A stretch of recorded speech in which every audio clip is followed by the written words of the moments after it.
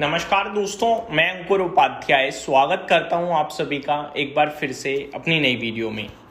दोस्तों, जो उछाल आना था उछाल खत्म, जितनी तेजी आनी थी तेजी खत्म और गिरावट शुरू। ये शायद बहुत सारे इन्वेस्टर्स के दिमाग में अब थॉट चल रहा है। काफ़ी सारे लोग ये बोल भी रहे हैं, लेकिन आपको ना थोड़ा डिफरेंट सोचना है।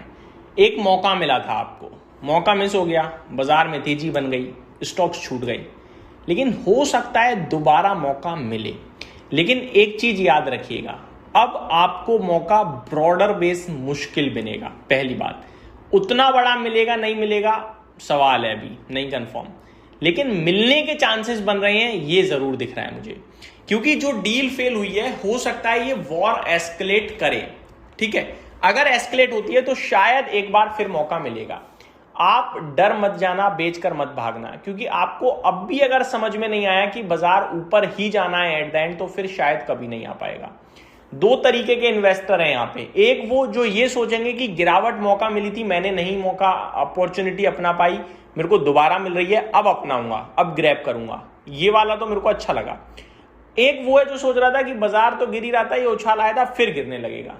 ये वाला व्यक्ति पैसा नहीं बना पाएगा मार्केट में। आप सिर्फ बेच पाओगे, और बेचकर पैसा नहीं बनता है। ठीक है, आप मार्केट से बाहर हो गए तो बाहर हो गए, अंदर रहोगे तो पैसा बनेगा और तभी बिगड़ेगा। और बनता है इन्वेस्टर्स का अगर वो समय देते हैं तो। आप ये समझिए, जो ये अब युद्ध होगा, अब ये युद्ध होगा फाइनल। ठीक है, क्योंकि डिस्कशन हुआ, नहीं बैठी मीटिंग, फाइनल युद्ध होगा, फाइनल राउंड होगा। अब ये बातचीत से राउंड खत्म होगा या फिर लड़ाई से होगा, ये देखने वाली बात है।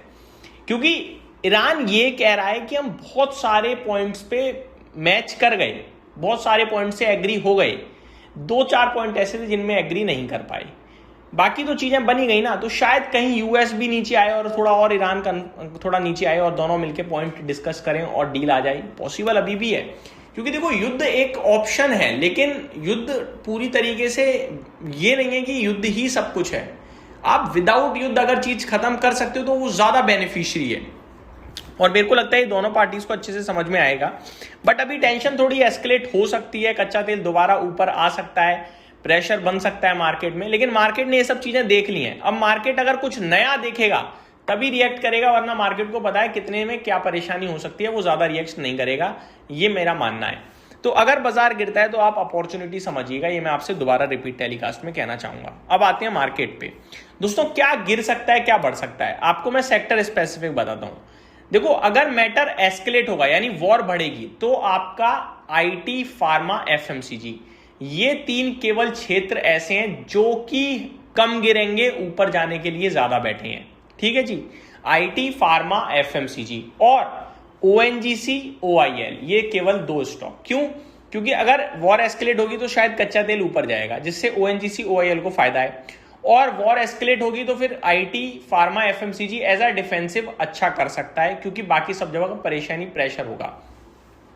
इन केस वॉर कम होती है या खत्म होती है तो इन तीन क्षेत्र को छोड़कर बाकी हर तरफ तूफानी तेजी बनेगी।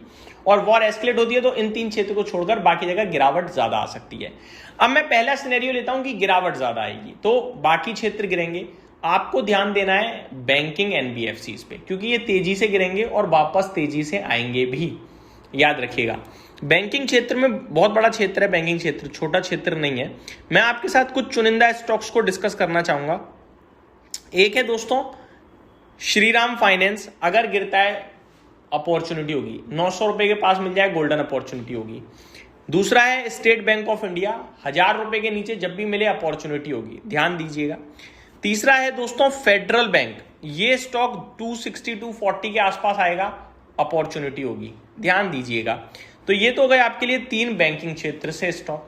एक सरकारी बैंक और है कैनरा बैंक, यहां भी अगर कोई डीप करेक्शन आती है तो यहां भी अपॉर्चुनिटी होगी, क्योंकि वैल्यूएशन बहुत ही ज्यादा अट्रैक्टिव है।